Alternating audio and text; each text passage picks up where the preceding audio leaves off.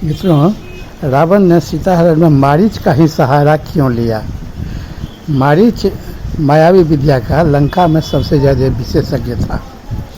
दूसरा, मारीच को 10,000 हाथी का बराबर बल था। तीसरा, बुद्धि और विवेक के प्रयोग करने में मारीच लंका में प्रसिद्ध था। चौथा सबसे बड़ा जो कारण था कि मारीच तारका राक्षसी का पुत्र था जिसे राम ने वध किया था। तो मारीच के माता को राम ने वध किया था। इसी सब कारणों से रावण मारीच का सहारा लेने गया कि वह अनुभवी भी है, मायावी विद्या का भी जानकार है और राम का दुश्मन है, क्योंकि राम उसके माता का वध किया था। इसी सब कारणों को मन में विचार करके रावण मारीच के यहाँ गया। मारीच के यहाँ जब रावण पहुँचा, उस समय मारीच भगवान शिव के पंचाक्षरी मंत्र का जाप कर रहा था, गेरुआ वस्त्र पहने हुआ था। रावण जब वहाँ पहुँचा और उसको टोका कि मारीच, तो मारीच ने आँख खोला, देखा कि सामने में रावण खड़ा है। पूछा कि क्या बात है लंकेश, आप यहाँ हमारे कुटिया में पधार गए हैं? उसको बैठाया, पहले बड़ा आदर सत्कार किया। उसके बाद आने का कारण पूछा। तो मारीच जब पूछा तो रावण ने बताया कि एक मानव हमारा बहुत बड़ा अपराध किया है। जन्म स्थान में जो मेरा छावनी था, उस छावनी को ध्वस्त कर दिया।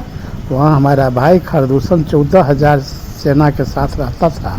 एक से एक वीर सेना था, सबको मार दिया, खरदूषण को भी मार दिया। और उससे भी बड़ी बात कि हमारे बहन को नाक काट करके कुरूप कर दिया है।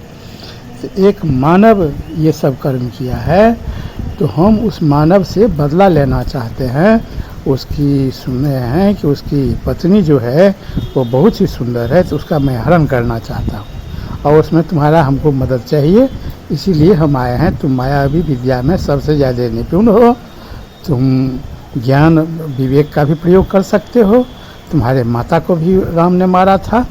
इन्हीं सब कारणों से हम तुम्हारा मदद लेने के लिए तुम्हारे यहाँ आए हैं। हम सीता का हरण करेंगे, तुम इसमें हमको मदद करो। तुम सोना का मृग बनना, ऐसा मृग जिसको न कभी कोई देखा हो न सुना हो। पूरा अंग बाल सब सोना का होना चाहिए, सिंग भी सोना का होना चाहिए। बहुत ही अच्छा मृग का रूप हो। ऐसा तुम मृग का रूप धारण करके उसकी कुटिया के पास जाओ।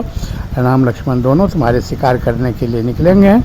यदि नहीं निकलेगा तो सीता बलजोरी निकालेगी और उसके बाद जब उसका कुटिया से वो दोनों निकल जाएगा, उसके बाद हम सुनसान में सीता को हरण करके ले आवेंगे। देखो कि उस सीता का कितना बड़ा सौभाग्य है कि वो जंगल के फूस के कुटिया में रह रहा है। वह अब लंका के राजरानी बन जाएगी, लंका के राजमहल में रहेगी। तो मारीच ने कहा कि सीता का सौभाग्य है कि नहीं, ये तो नहीं कह सकते कि आपका दुर्भाग्य निश्चित रूप से उदय हो रहा है राजन। आपका बहुत बड़ा दुर्भाग्य का उदय हो रहा है। अगर आप जिसको साधारण मानव कह रहे हैं, वह साधारण मानव नहीं है।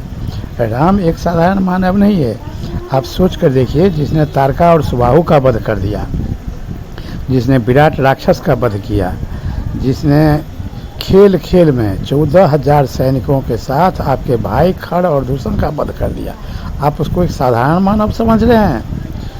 दूसरी बात कि हम लोग विश्वामित्र का यज्ञ भंग करने गए थे बहुत सारे राक्षसों के साथ, और उस दिन में राम उस यज्ञ का रक्षा कर रहा था। तो सबों को राम ने एक पल में ही पलक झपकते ही मार दिया था। और हमको अब मारना नहीं चाहता था, तो हमको बिना फर का बाण मारा कि वहाँ से 100 योजन दूर हम लंका में आकर गिरे थे।